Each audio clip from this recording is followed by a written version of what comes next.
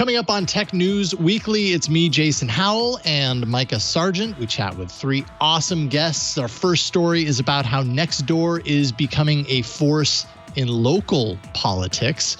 Also, Apple's record-breaking quarter, which is literally a broken record at this point. Are Redditors behind the GameStop push in Wall Street getting a bad rap?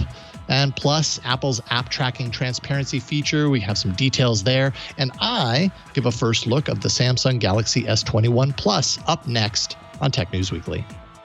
Hey, listen, our annual survey is going strong, and we don't want to miss your feedback. Go to twit.tv/survey21 to take it now before it closes in February.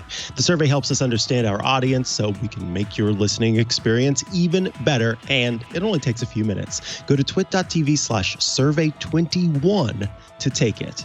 Thank you. Podcasts you love. From people you trust. This is TWiT.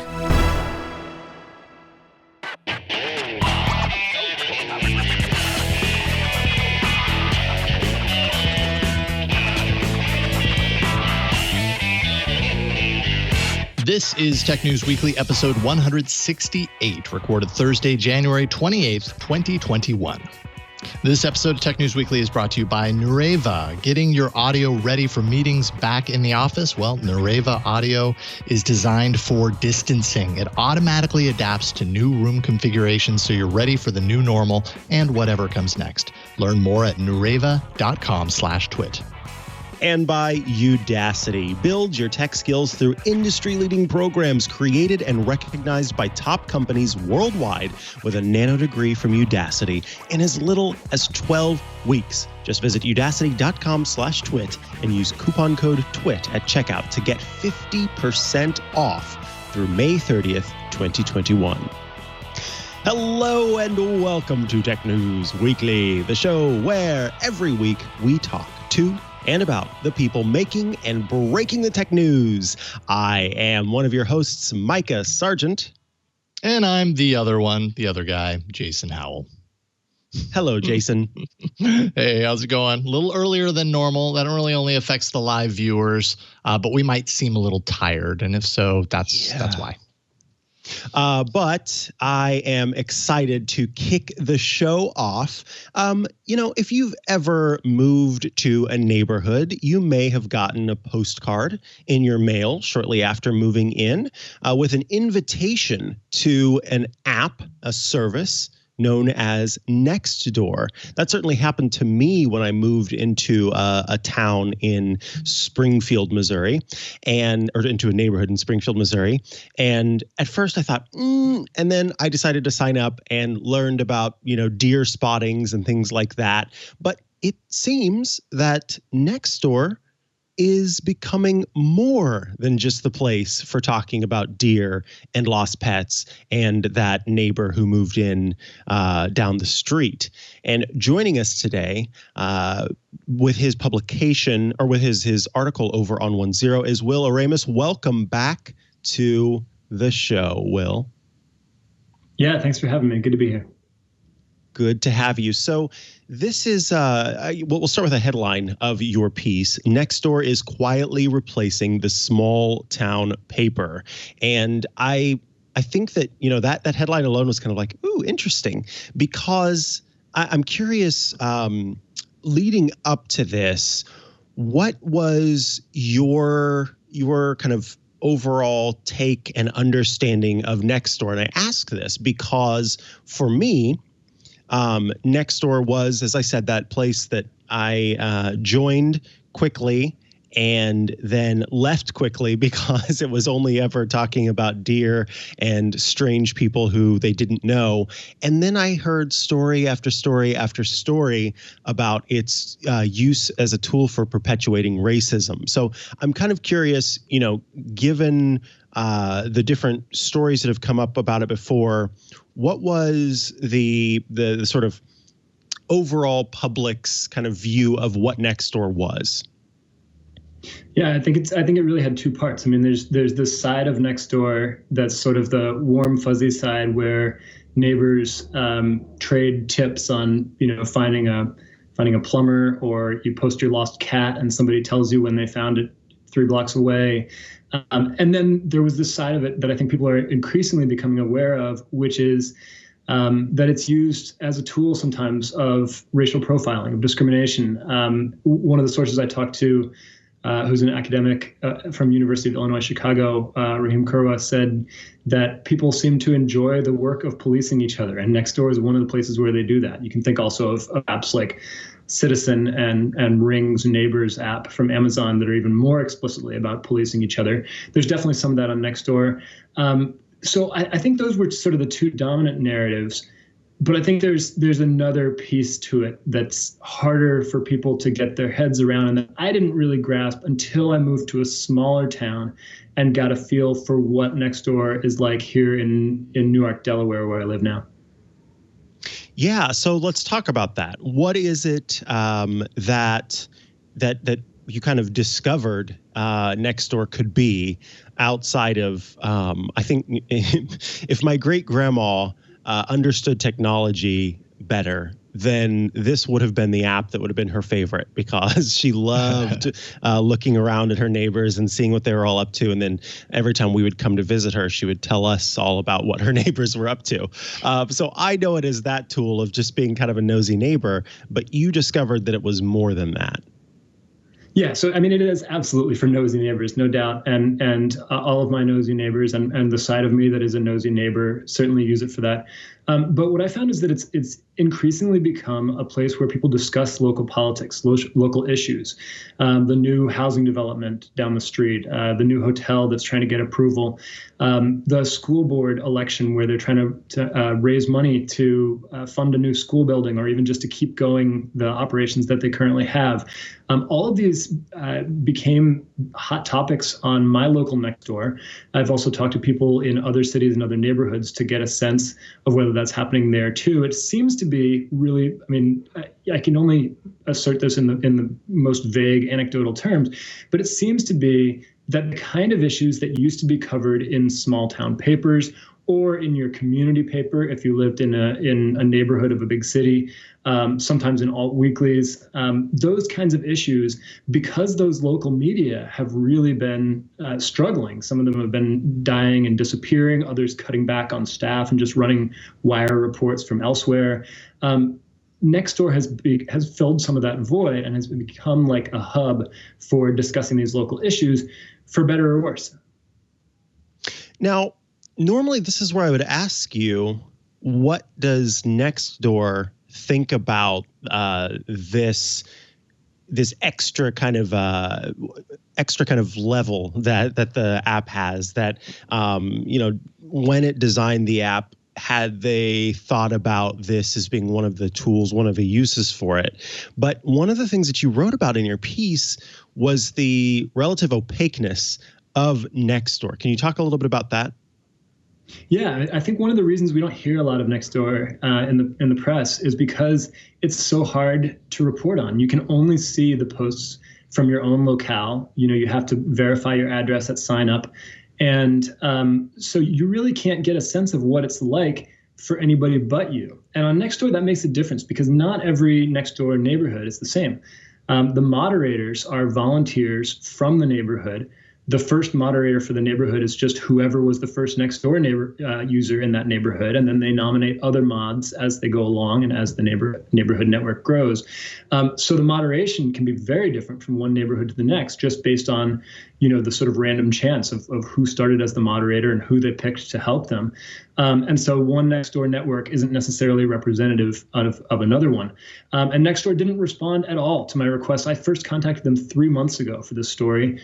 I sent several follow-up emails. They never responded a single time. And in general, in reading other stories about Nextdoor, often they will have only the most terse statement, or they'll just have no comment. And I think they like being out of the spotlight. That's my guess. I mean, I don't know, but my guess is that they appreciate not being hauled in front of Congress alongside Facebook and YouTube and Twitter, that they don't want to be in the headlines, especially since they're rumored to be considering an IPO this year at a valuation of about $5 billion. At least that was the last report. They've been booming during the pandemic, so who knows? The valuation might be significantly higher than that by now. Yeah, it's interesting hearing you talk about kind of the exclusivity of Nextdoor, which is really kind of its core feature, right? You can't join into these discussions unless you actually live in the neighborhood. That allows Nextdoor as a company to, like you say, kind of be out of the spotlight of what the other big tech companies are. Yet it seems to have some pretty powerful influence. Do you think that Nextdoor is like a direct threat to local journalism, or more of an addendum to it based on what you're seeing? Well, there's a few different vectors by which it's affecting local news and local journalism. I mean, in terms of the business threat to local journalism, that was around long before Nextdoor. I mean, Craigslist with the hitting classified sections was huge. Facebook allows local targeting. Just as advertising has moved online in general, local media have been left behind by that. They have just been completely outcompeted and outflanked by the internet platform. So Nextdoor is kind of like, at most it's like a straw on the camel's back in terms of the business model for local news. But although I do think it could be a significant one, especially as it continues to grow. But I talked to the local journalist in my town. I say the local journalist. There's one. We have one local reporter in Newark, Delaware, and he's great. He does a really good job writing the articles, taking the photos. He's got a little bit of part-time help. But I talked to him about what does he see as the effects of Nextdoor. He said he has very little traffic from it. The structure of Nextdoor, unlike Facebook and Twitter, doesn't really lend itself to link posts where you're encouraging people to click through and read the story. Really, it's sort of more like Reddit, where the discussion itself is the content. It's like the comment section is the content, as opposed to being centered around an article, which has implications, I think, for misinformation and for ability to cite sources and find facts. But one of the things he told me was that it's actually harder for him to get comment from local authorities now on a story, because they go straight to Nextdoor. So the police department posts on Nextdoor, the city government posts on Nextdoor, public health authorities post on Nextdoor. They have the ability to reach everybody at once on Nextdoor unfiltered. So when the New York Post calls them for comment, they say, we already got the word out in our way. We don't really need it to be filtered through your view, because you might criticize us or you might give a different picture. So I think there is a concern that it gives a sort of a direct line from local authorities to residents and cuts out the middleman of the journalist, whose job in an ideal world is to hold those public officials to account, to see whether there might be any wrongdoing on their part. I mean, if you're getting your crime news straight from the police department instead of from the newspaper, you'll never know if they did something wrong in the process of an investigation, because there was no one to ask that question. Yeah, that context is important. And one of the things that you spoke about was how, and I think that, everyone needs to go read this piece, but it's a great anecdote for the sake of kind of understanding potentially the power of Nextdoor. Could you talk just a little bit about how it may have played a role in affecting the outcome of a referendum for a school district? Yeah, so this is a really unsexy story. It's the kind that there's no Russian interference, there's no QAnon, but I think it's the kind of mundane local issue on which Nextdoor's emergence is really quietly having an impact. So I wrote about the school referendum in one of the school districts here. It's the second largest district in Delaware. It's a struggling school district. A lot of families over the past 2 decades have moved their kids to charter schools, to private schools, and it needed money to keep going. It was in tough shape. They went out for a referendum using all the usual strategies, talking to the local media, putting up an informational website. And they thought they had a good chance of winning, as they had done 3 years earlier. And instead they got crushed. And one of the things they realized was that a lot of people on Nextdoor were posting sort of anti-district propaganda, for lack of a better word. And some of it was misinformation about the administrator's salaries or the amount of expenditures per student. There was just sort of a lot of anti-district sentiment that may have, and who knows, it's hard to disentangle, but some of the advocates of the referendum thought that Nextdoor conversation may have explained why they failed to get that referendum. So the following year, they had to go back out. Now it was even more desperate, and they were going to have to cut everything. It would have been almost sort of like a death knell for the district if they didn't get the money this time. they actually sort of informally deputized parents and advocates to go on their local Nextdoor networks, post facts, rebut some of these arguments. And what I saw as a user of Nextdoor was actually a really nuanced discussion, diving into the details. And that one ended up passing by a huge margin, like record margin with record turnout. And it had been one of the most discussed topics on our local Nextdoor for weeks. So again, it's really hard to say definitively that Nextdoor swung the election, either time. But the people involved in it certainly felt like the way things played out on Nextdoor had a role in it. Interesting. Well, Will, Oremus, I want to thank you so much for joining us today to talk about this. Of course, everybody should go read the rest of this piece. We'll link it in the show notes to understand Nextdoor and how it is quietly replacing the small town paper. If folks want to follow you online, where can they go to do that? Well, you can go to OneZero.medium.com to find my stories, and I'm on Twitter at Will Oremus, all one word. Excellent. Thank you again. Thank you, Will. Thanks. We'll talk to you soon. All right, up next, Apple's record-breaking holiday quarter. I feel like we keep talking about Apple's record-breaking quarter. It's like a broken record. Well, we've got another one to talk about. Yes, exactly. They literally broke another record. But first, let's thank the sponsor of this episode. This episode is brought to you by Nureva. As we're in this pandemic, but we're thinking about heading back to the office, we want to do it safely, right? We want to. We know that we're going to meet some challenges, but distancing is still very important right now. We might be returning, but we want to be very safe and comfortable as employees as we return. So this is going to really require some changes as far as how businesses set up their rooms, configure everybody to sit distanced and well apart. That can pose some challenges for things like conferences, right? Phone or video conferences. If not everybody is close to the sound source, then the person on the other end of that connection has a very hard time making out what the discussion is. It can just be very off-putting to be in a virtual meeting like that, and not be able to hear everything quite the way you could if you were sitting in that conference room. So you need really good mic coverage, and that is exactly what Nureva is all about. Beamforming systems is one way to tackle this, but they need to be adjusted. And usually they are adjusted by an expensive technician. Tabletop systems, you see those as well.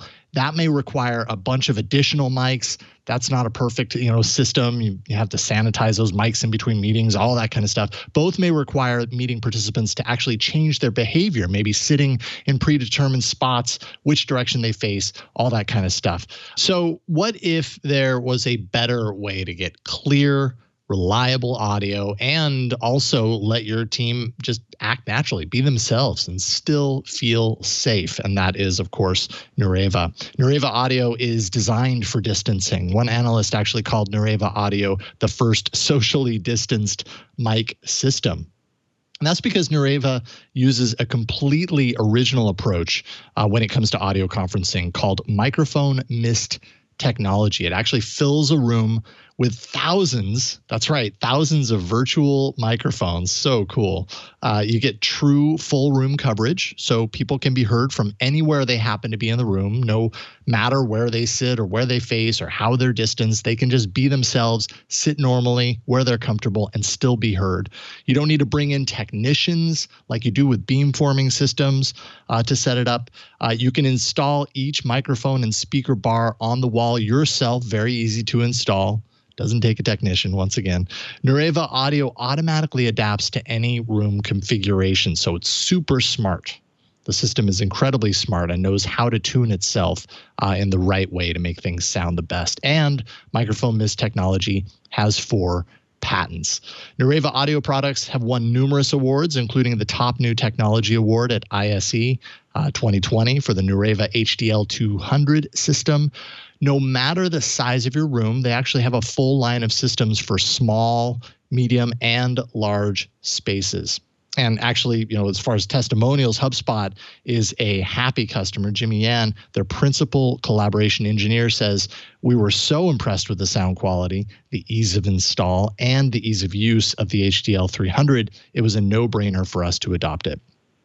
So you want to check it out for yourself, and you can go to their site. They show you how all the technology works. It's really cool stuff, especially for me. I'm an audio nerd. I love this stuff, and I love what they're doing. So to learn more how Nureva Audio is the simple and cost-effective way to let your teams distance in meetings and still act and converse naturally, all you got to do is visit nureva.com/twit. That's N as in Nancy, NUREVA.com/twit. Check out their unique systems.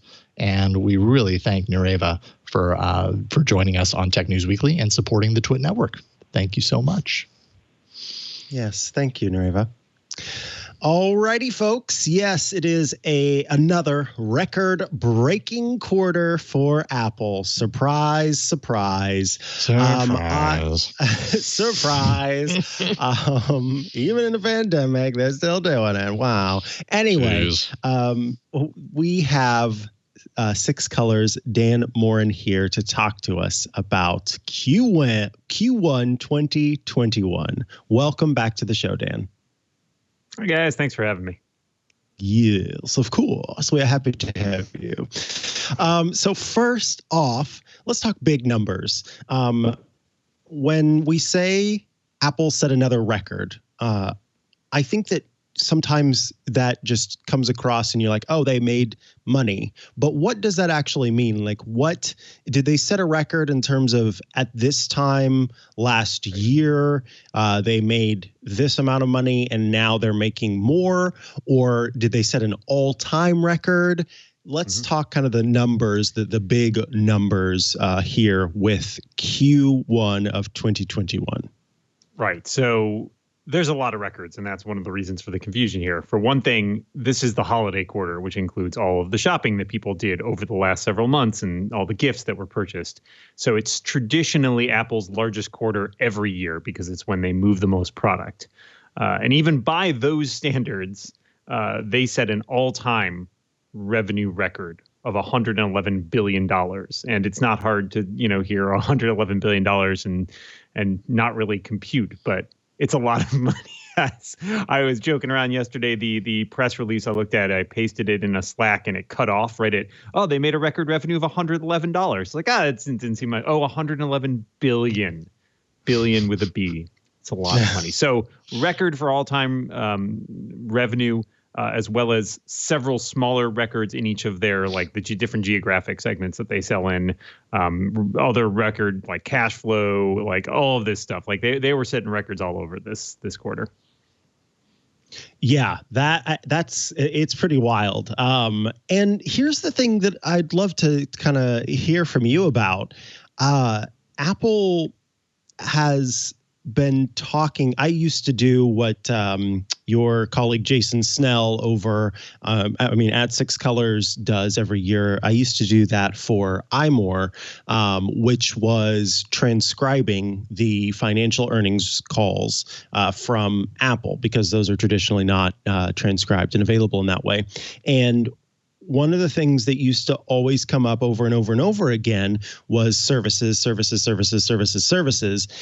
eventually we saw kind of what that meant as Apple pushed more into making its services part of its business. But now, if we look at the chart on sixcolors.com, Apple quarterly revenue by category, we can see that 14% of that revenue was services. What falls into the services category, and why do you think, sort of reading the waves, as it were, why do you think services has increased in Apple's quarterly revenue earnings? Well, there's a lot of stuff that falls under the aegis of services here. And some of it is the stuff that's very public facing that you might think of, like Apple Music or Apple TV Plus or Apple Arcade. Like, those are things where people are paying subscription fees to Apple for a specific product. However, it also includes some other stuff that you may not think of necessarily as being services. So it includes things like iCloud storage. It includes things like Apple Care, like when you take your device into an Apple store, you send it into Apple and have them repair stuff, and that's because you have like a warranty program through them. It takes into account stuff including Apple Pay as well, like the money that they get from that. So services kind of permeates all throughout the Apple lineup. And that is one reason, as they've expanded that over the recent years, that it's taken up a larger and larger chunk. And I will note that this varies more heavily, I think, by quarter. So you might think, oh, 14%, that's a lot. But if you look back at Q4 of 2020, it was 22%. So almost a quarter of what they made in the previous, total overall revenue in the previous quarter. So that can vacillate a bit because obviously there were a bunch of new iPhones in this past quarter, and that's why one of the reasons why the share was so much larger for iPhone this year. But services is an area they've focused a lot of attention on, not just with launching existing new services, but things like they've released the Apple One bundle in December. And obviously they've set a target on trying to up their services revenue because that recurring money that comes in lets them offset the cases where they don't, say, have a new product in the quarter, a new blockbuster iPhone. Okay. Let's talk about Mac and iPad. The iPad, it's interesting, in earnings reports past, you would usually have some sort of conversation about iPads, and it would always be about how iPads are closer to PC upgrades in that people aren't upgrading them as often.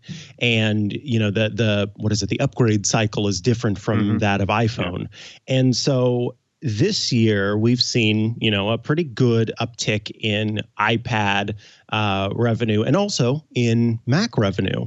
But a 41% change in iPad revenue is pretty good. And so I'm curious, and I have a feeling I know what the answer is going to be, but what do you think is behind that uptick? What's driving that iPad uptick? Yeah, well, surprising absolutely nobody. We can probably chalk a lot of that up to two factors. One, the coronavirus and the fact that a lot of people are doing much more both work and learning from home. And the iPad is, in many cases, a great device for that. As well as just a great all-purpose entertainment device. And a lot of people are doing digital entertainment these days because what else is there to do?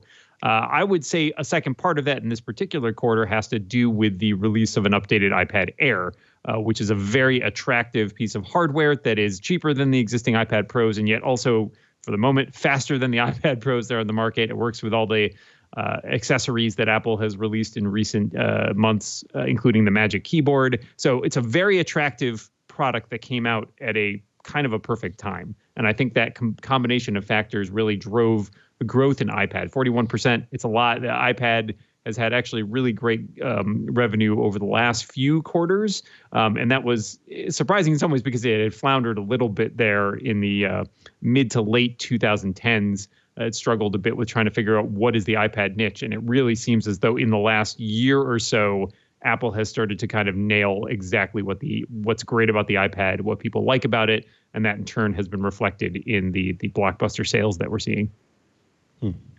All right. So one of the fun things, I guess, about these financial results is the potential for some information to make its way out of Apple by way of the conversation that takes place at the end of the earnings calls. So after Tim Cook and Luca Maestri have given the sort of rundown of this year and forward-looking statements, then it comes time for the analysts to be able to ask questions of both Tim and Luca. And so I'm curious if there's anything interesting that was said during that period, but also sometimes I can remember Tim Cook would announce, we're about to do blank in his opening statement. And so we're looking forward to Apple Music, which is launching, later this week or what have you, Fitness Plus, which is coming soon. What came out in the actual earnings call that was of interest? Yeah. So, Tim Cook is an expert at these things. He plays his cards pretty close to his vest there. And so people often try to weasel little details out of him. And it's usually not very successful, but you can read between the lines and there's interesting things that he talks about. I thought two things jumped out at me in this particular one. One was he was specifically asked about the Mac and about opportunities for the Mac, which obviously is a, almost 40-year-old computing platform. And he really pulled out that the recent updates with the M1 processor, which is Apple's own silicon that they've been developing and replaced the Intel processors in a handful of models, is providing a new opportunity for them. He pointed to all the excitement about the M1 based Macs, and he said, hey, we're only part of the way through the transition to our own silicon. We've scheduled that to be roughly 2 years, and we're really only, a couple months into it. And so there's a lot of room. There's a lot more excitement. There's a lot of stuff to come. And I think that was one really interesting point to him is, the Mac oftentimes pales in comparison to things like the iPhone, which is such a huge part of Apple's identity and a huge part of their revenue. But talking about the excitement around the Mac, both shows that he's sort of tapped into that community and that Apple really does see an opportunity there. They're really excited about the Mac. There's something that can be brought out there. So that was one. And the other one was a question generally about why Apple decides to go into new markets. And obviously, tricky, right? Like Tim Cook's never going to say like, well, we're really excited about this market. Oh, no. Oops. In this case, though, he talked about sort of the rubric that Apple uses internally. And he's like, well, there's not really like one specific process to it. But we ask ourselves if this is a product or a service that we ourselves would use. And unless it's something that's sort of connected to an existing product, he said, like, we're sort of like thinking about what are our opportunities here. And specifically, he pointed to places where you need hardware, software, and services all together, because that is how Apple sees its sort of core competency is like, we have these three prongs here, and finding ways to make them all work seamlessly together. That's something where an Apple product can really differentiate itself in the market. That makes sense. Well, Dan Moren, I want to thank you so much for joining us to pull apart these numbers, sort of peer into them and try to make sense of these very, very, very large numbers that on the whole are just kind of, awe-making, shock and awe-inspiring. And of course, just for joining us and being delightful as always. If folks want to follow you online and check out all of your great work, where can they go to do so? You can find me on Twitter at dmoren. My website's at dmoren.com, which has a link to a bunch of my podcasts and my novels, my tech writing, all of that. So those are probably the best places to go. Excellent. Thank you so much for joining us today. Thanks, guys. All right. Up next, what in the world is going on with GameStop? What is going on? Does it make any sense? I have no idea what any of it means, but we're going to learn a little bit more about it very soon. But first, this episode of Tech News Weekly is brought to you by the very cool, the super awesome, and the highly educational Udacity. There are a lot of tech jobs out there, but do you qualify enough to apply? Don't waste your valuable time and money. Udacity is the world's fastest, most efficient way to master the skills tech companies want with nano degrees. A Udacity nano degree program is a unique online educational offering designed to bridge the gap between learning and your career goals. You can learn a suite of employable skills. In fact, they partner with industry leaders and experts who understand the in-demand skills applicable to the job market. Once you enroll as a student in a specific course offering, you'll be prompted to view the online course as well as complete a series of projects and support courses designed to help you develop job-relevant skills. Udacity helps you build a portfolio on GitHub and LinkedIn. You can learn to network, get notified, and land the job you want. I just want to double down on that really quick because there are a lot of places you can go. You can go to YouTube and look up a tutorial for something, but that is so much different than what Udacity is offering. What I just said was they help you build a portfolio on GitHub and LinkedIn. They help you. They walk you through this process to make sure that your GitHub, which is a thing that a lot of people are hiring for developers, look at to make sure that, here's what you've created before. Here's what you can actually you put out into the world.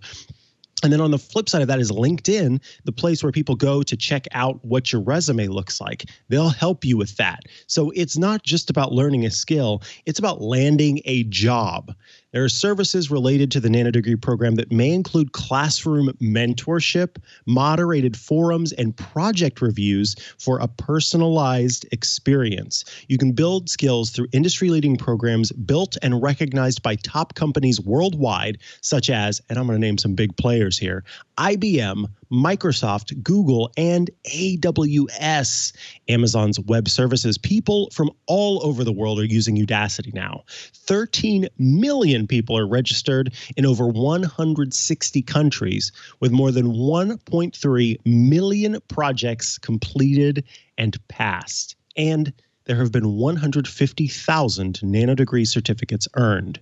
They've got incredible programs for you to choose from that fit the tech niche you're looking for. There's AI, cloud computing, data science, and autonomous systems. Yeah, autonomous systems like self-driving cars. You can learn how to program a self-driving car. Is that not awesome?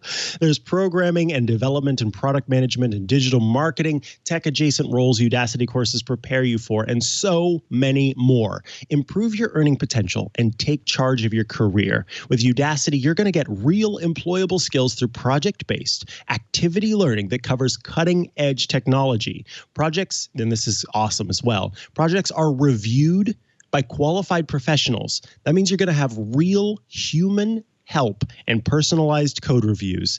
And you can get access to qualified mentors 24/7. Plus, if you want to, just lightly dip your toe in, check things out, then check out Udacity's free courses. They've got plenty of free courses, and they offer flexible payment options so you can learn at your own pace and on your own schedule.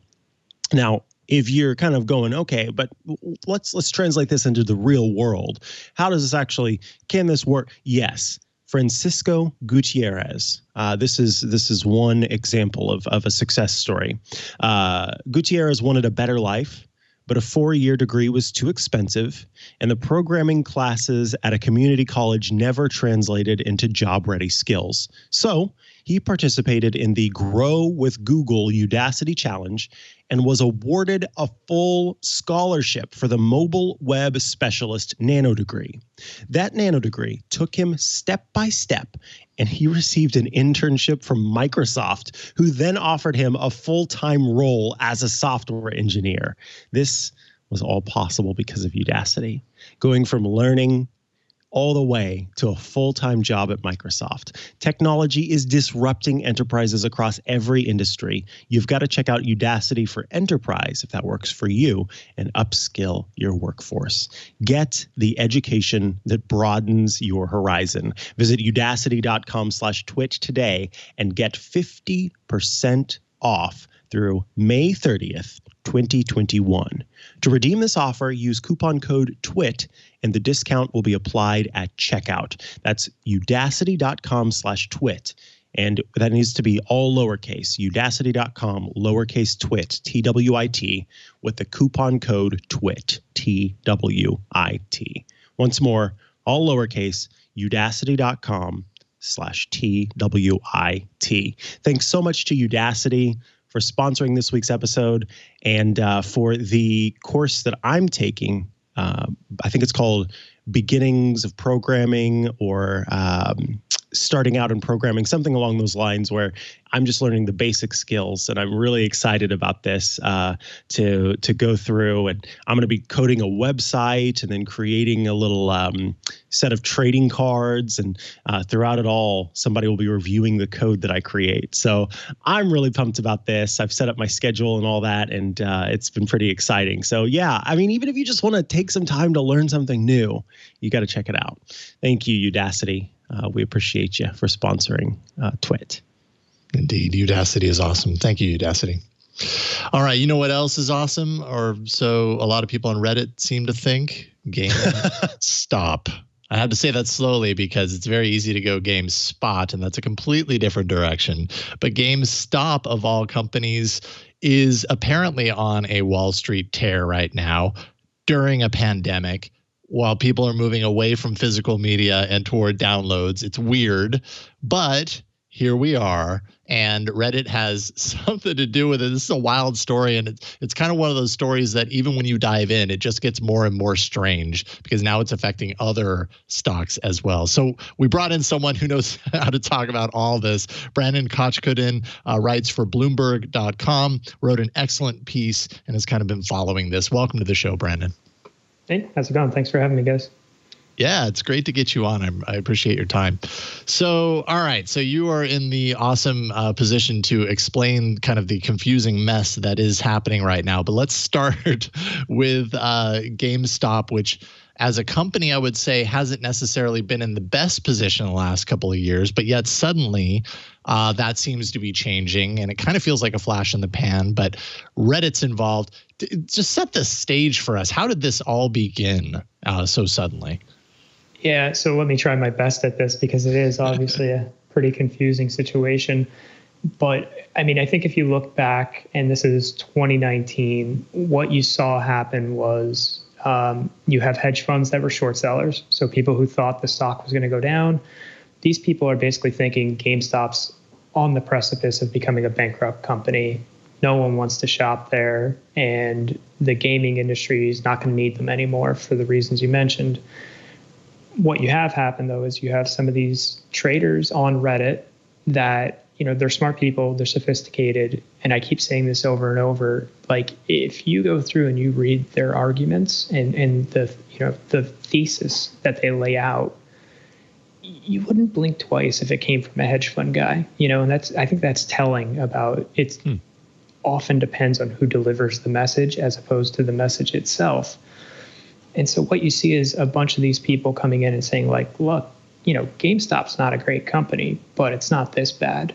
And you hear that being echoed by someone who is Michael Burry, you know, famously from The Big Short, who's saying the same thing, and he's got a position in the company. So that's laid out. People basically saying, if you look at the company's fundamentals, its financials, it has enough cash. It can last a little bit of time. And so that sets the stage for what we're seeing now, and that was 2 years ago. And now, I mean, people, I mean, this is not just Reddit. You know, actually, I just saw today, you know, there's a lot of day trading that the app Robinhood has enabled, and apparently Robinhood has taken down or blocked trading on this as well as some other stocks.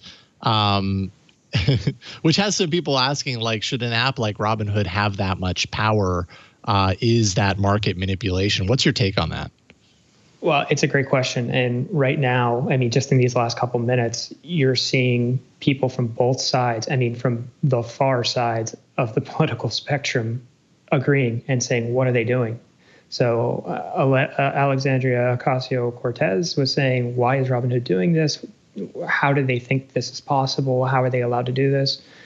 You have Ted Cruz on the other side saying the same exact thing. You have Ben Shapiro, you know, a right-wing guy saying the same exact thing. How can Robinhood do this?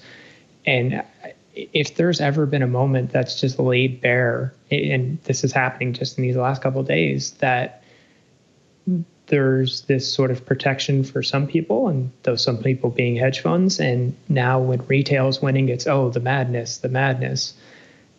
It's there's just so many fascinating aspects to this. And it's really just, you know, it's a GameStop story. It's a trading story, but there's a huge cultural relevance here that I think we're going to be reckoning with for a long time. So I am approaching this from a place of having quite close to zero understanding of how any of this works and what any of this means. But one of the trends that I've seen throughout, and one of the things that people keep saying and that you've just brought up, are two terms when you say retail versus hedge funds.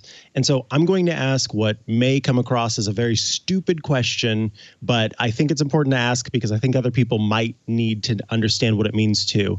Can you kind of explain the difference between what's the difference between hedge fund versus retail, and why does that difference exist? Is it that retail stocks are traded differently and sort of respected differently, valued differently from what a hedge fund provides? And again, I may even be asking incorrectly, but can you describe what a hedge fund is and how that works over here versus these retail stocks that we keep talking about, and why there's this like retail versus hedge fund as every headline in this story? Yeah. So in this case, when we're talking about retail, what we're mostly talking about is people like you and me trading stocks. And what's happened over the last couple of years is with Robinhood ushering in this era of no fee trading. So typically when you wanted to trade a stock before, you would pay a price, $5, $6. I mean, it was pretty expensive before, which cuts into, your cash. Like you can't trade a ton of stocks if every time you go to trade, it costs $5. So Robinhood got rid of these fees, and that's made it possible for you, me, your listeners to trade actively. So that's one thing, and that's brought more people into the marketplace, and what we call retail traders. Again, the yous, the me's of this, in this world. Hedge funds, on the other hand, are regulated, professional investors. I mean, this is Steve Cohen. This is what you see in Billions. Bobby Axelrod. Those are hedge funds, and what they traditionally specialized in was, they would take on risks that maybe other investors wouldn't take on. And that goes a little bit deeper, but you can just kind of know that. What they've become, because they've taken in money from, where they used to have their own money, and, they would have investors who were willing to take bigger risks. Over, say, the last 20 years or so, they've taken in money from places that don't like to take as much risk. And, they've taken in a lot of money is kind of what you need to know about that. So it's pension funds is a lot of it. It's like big college endowments. So these hedge funds take in tons of money. They have billions of dollars of assets under management, where an individual retail trader, we're talking hundreds, maybe a couple thousand, very rarely hundreds of thousands, very, very rarely do they have millions. So hedge funds are the big boys. They're the pros. And, there are some differences in the type of stocks. And one of the big things is, retail traders can kind of trade anything, right? Because they're not going to move a stock price for the most part. Now we're seeing something different, but, throughout history, if me or you want to go buy a stock, we don't have to worry that putting $100 into it or $1,000 into it is going to move the stock price. But a hedge fund, they can't buy these smaller stocks. And the reason for that is for it to be meaningful for them. When you have $1 billion, like investing $1 million in something, it doesn't move the needle. It's not worth the hassle. So there's this whole class of stocks they haven't been able to touch. And it's just because if they came in, they would move the market too much. So what's happened here is GameStop was one that a bunch of hedge funds hated. They've been living, believing in this narrative that brick and mortar's dead. It might well be. That GameStop was going the way of Blockbuster. It may well go that way, but it hasn't yet. And, they were shorting it. So that's not buying the stock. It's betting that it's going to go down. And I can explain that if you guys want me to, but that's basically what it is. They're betting the stock's going down. And they've been doing that for years. And it became a very popular trade. And,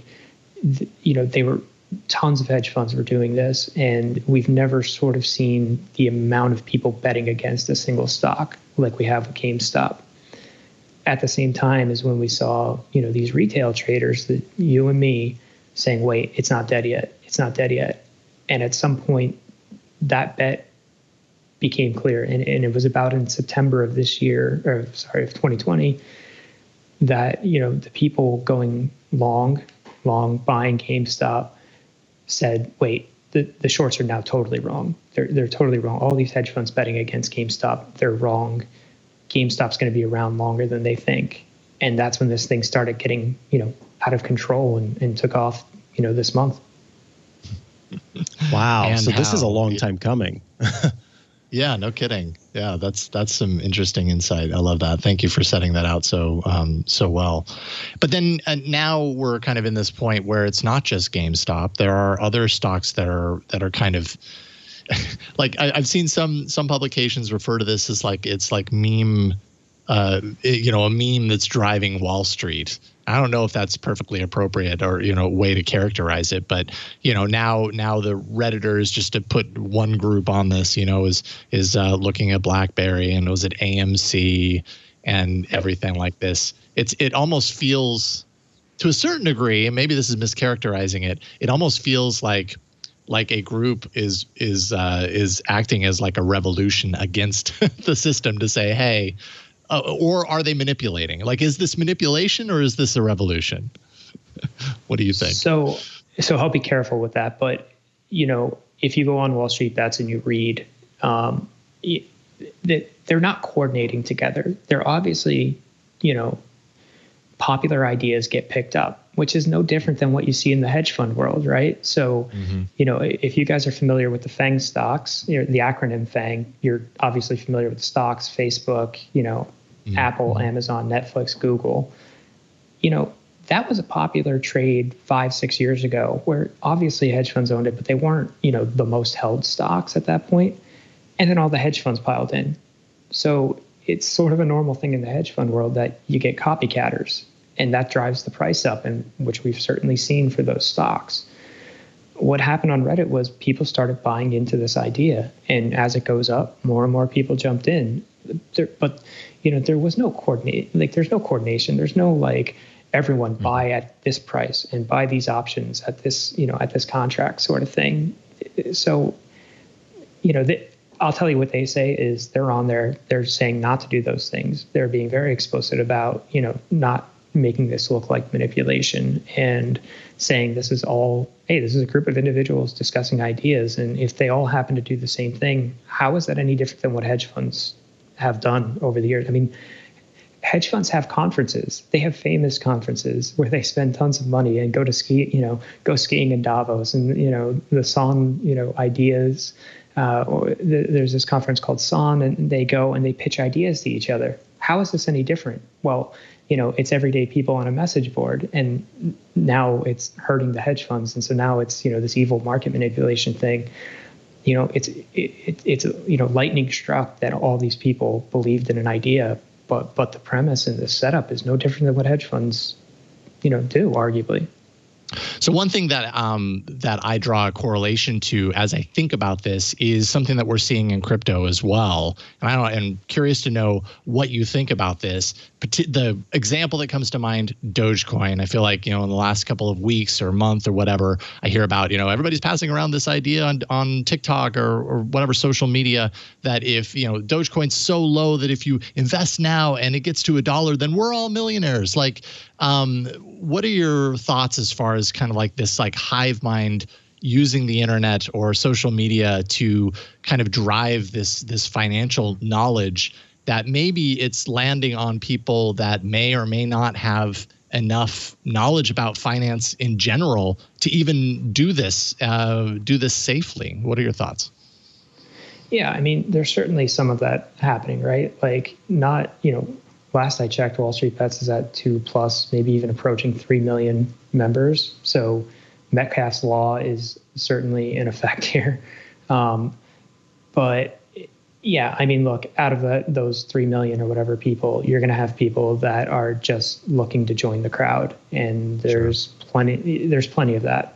What I just keep saying is there are also plenty of people on there that are very serious, that are doing, as they say, their DD, due diligence, and taking risks that are appropriate for them and that are measured enough for them.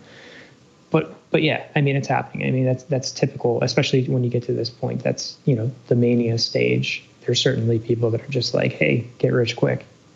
Yeah, indeed.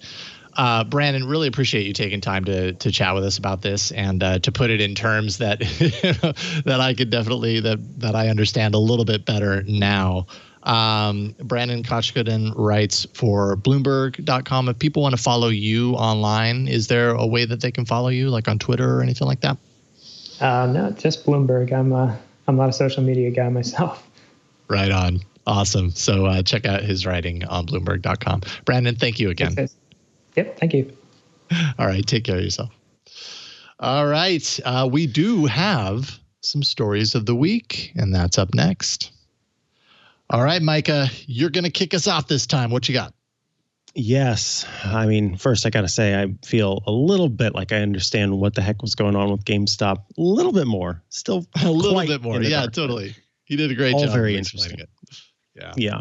I wanted to talk a little bit about Apple's upcoming app tracking feature. So this is something that Apple announced at WWDC in June. It's Worldwide Developers Conference this past June, where it was going to basically require that a screen pop up and say, do you want to allow this app to track you across different apps and across different sites and things like that?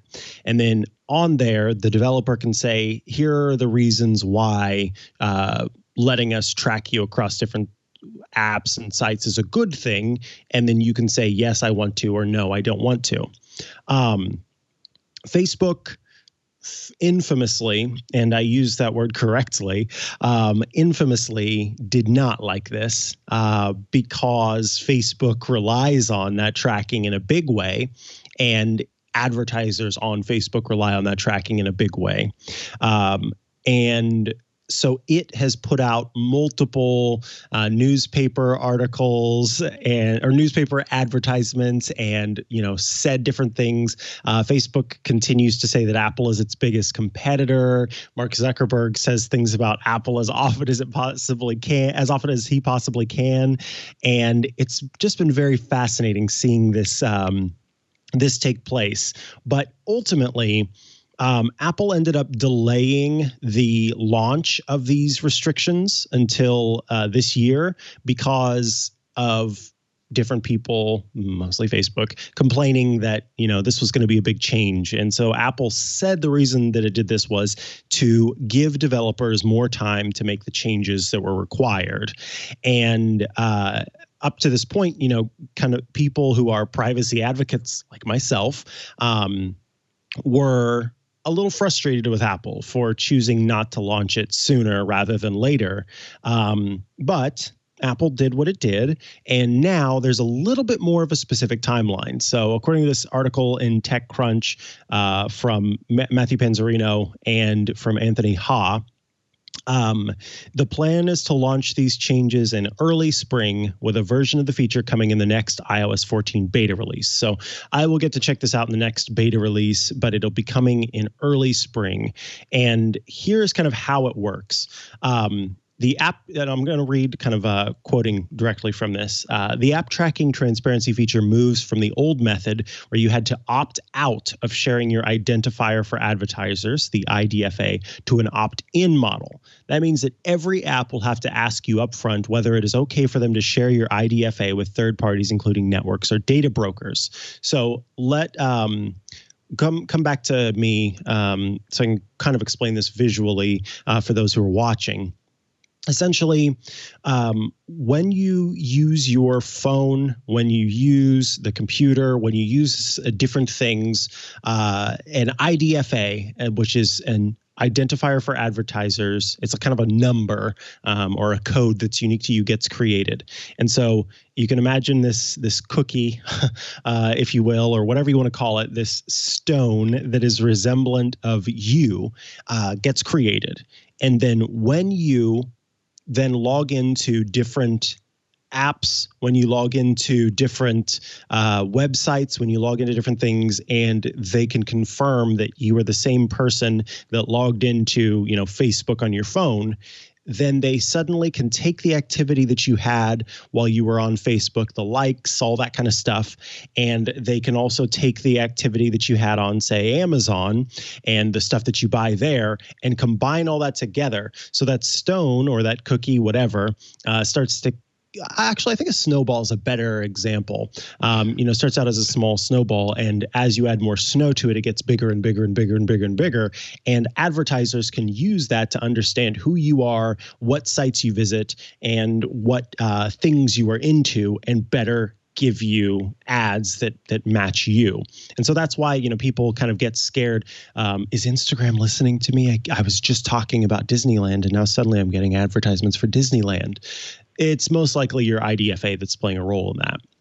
So what Apple is saying is, look, you can opt out of having your IDFA shared as of now, but that is a complex process. It's hard to find. It's not necessarily universal when you do so. We want to make it so that upfront folks can say yes or no. I do or do not want to be tracked. And so that's what this prompt is going to do. It'll be a prompt that pops up and lets you say app by app, yes, I want to share my IDFA, or no, I do not want to share my IDFA. And it says Apple will abide by the rules for its own apps as well, and will present the dialogue and follow the allow apps to request toggle if its apps use tracking. That's an important point because Facebook just I think they just sued Apple, saying that Apple, it's an antitrust court case, saying that Apple does not follow its own upcoming rules for its own apps. Well, firstly, most of its apps, or many of its apps, don't use the IDFA, don't track in that way. And then for the ones that do, they will have this toggle. So that antitrust lawsuit is kind of moot.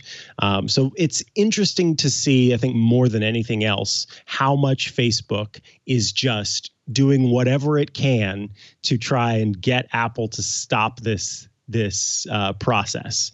I think that's super fascinating. And to me, it makes me want it to exist in the world even more, because it tells me that it's a strong privacy feature, and it will help to reduce the amount of data brokers who have access to my data and use that to know exactly what Mikah Sargent, what activity I have on the web, what I like, what I choose to buy, et cetera, et cetera. So I think this is very good. I'm looking forward to it coming to Apple's iOS, and I'd love to see it eventually come to Android as well. Yeah, I do too. I completely agree with you. If this is a privacy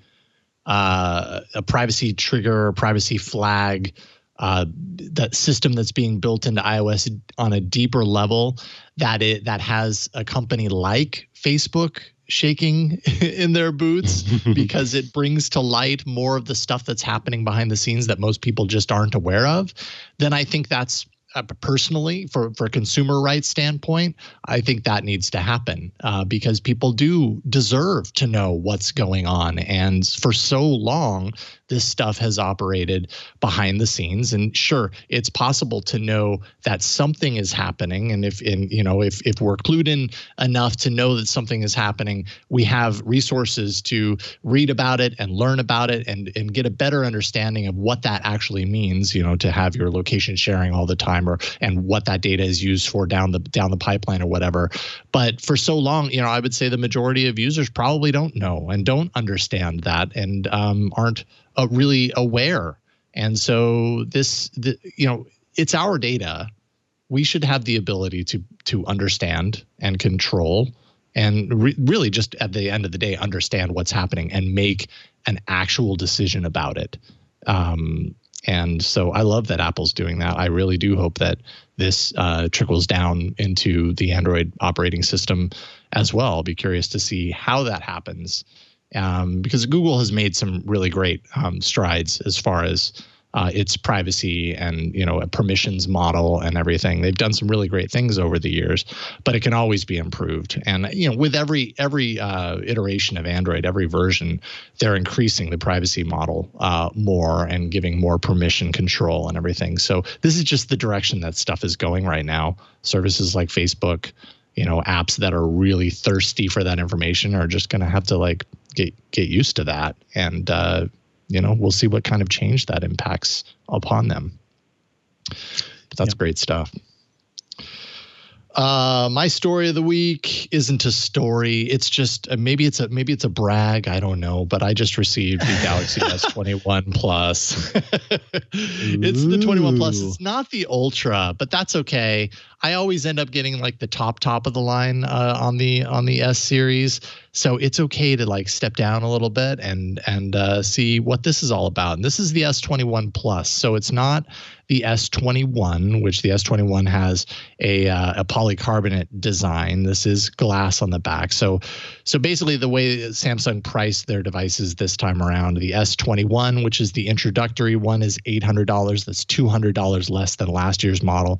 This is the S21 Plus. It's $1,000, which is also $200 less than last year's model. And then the Ultra is a couple of hundred more than that, which is $200 less than last year's as well. So Samsung was really this time around paying a lot of attention to the fact that people, aren't as comfortable or as able to spend as much on flagship devices as they have been in years past, or willing for that matter. So, but anyways, I just got this yesterday. Literally unboxed it. There's a bunch of Wi-Fi access points if you want to know. None of them are connected. As you can see, I literally just opened it up and powered it on. 6.7-inch 1080p display, 120 hertz AMOLED display. That dot at the top, is that the camera? That's the camera, yeah, the little hole punch. I believe the iPhone is still doing the notch approach, right? The notch, yeah. Notch. Yeah. How do you feel about that, by the way? I'm so used to this little hole punch approach. Like, it doesn't bother me at all. I hardly even see it.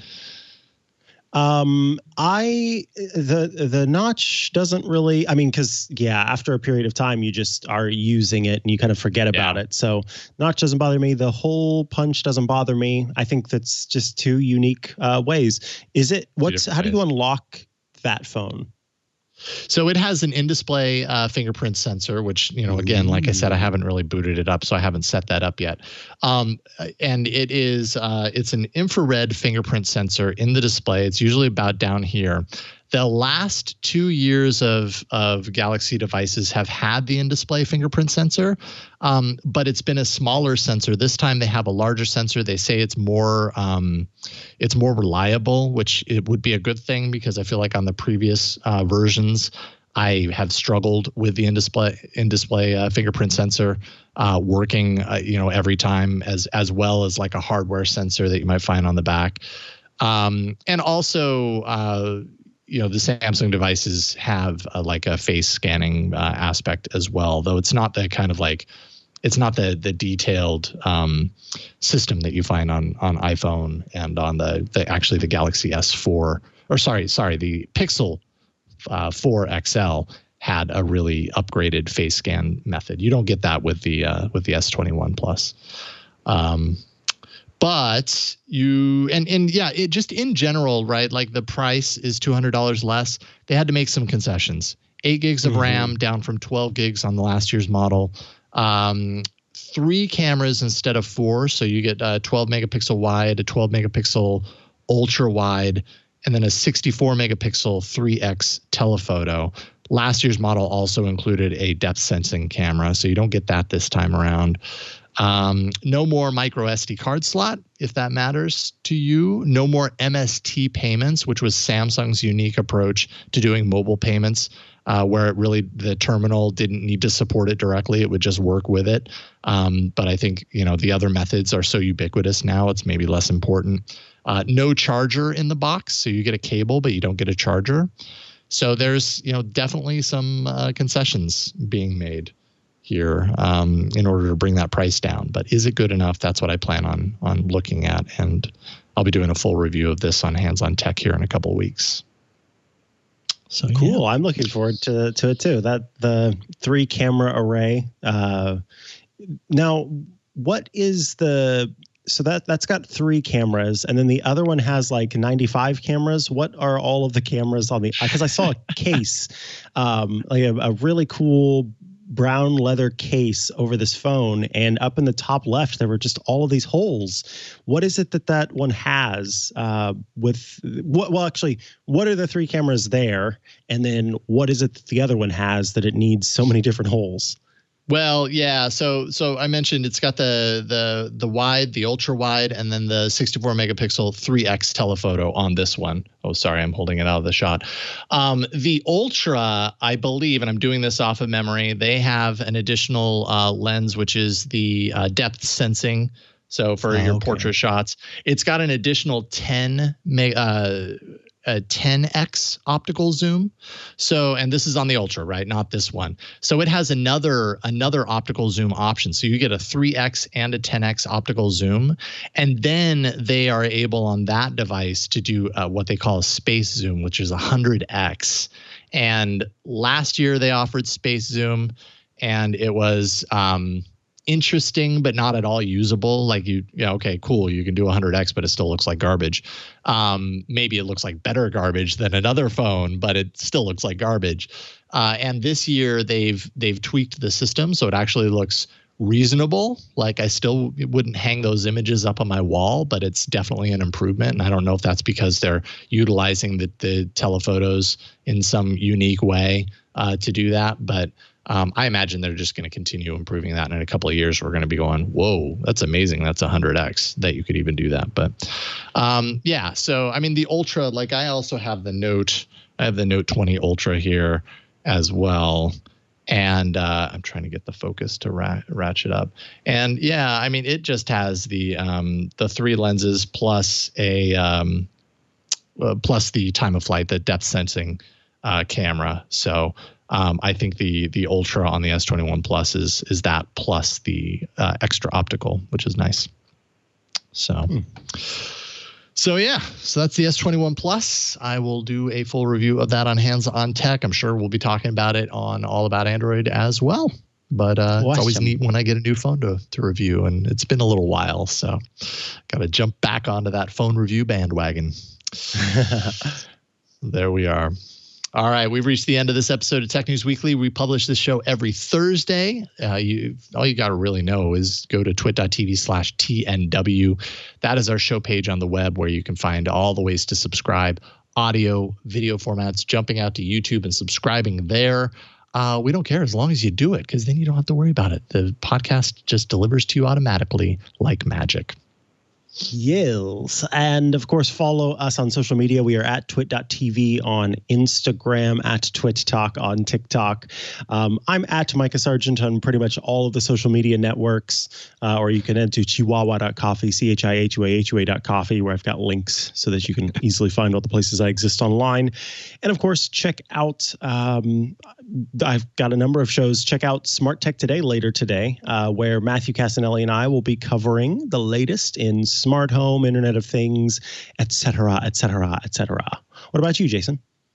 Well, just one thing to know, and that's at Jason Howell on Twitter. That's really all you need to know. Go there. You'll see when I decide to post random musings on Twitter, which sometimes I go through fits and starts, and then I have days where I don't. But follow me there if you want to see what I have to say. All of his investment advice. Yeah, or definitely don't follow my investment advice. Thankfully, I don't really give investment advice for that very reason. I feel like I already kind of, forward promoted Hands on Tech. So twit.tv/HOT.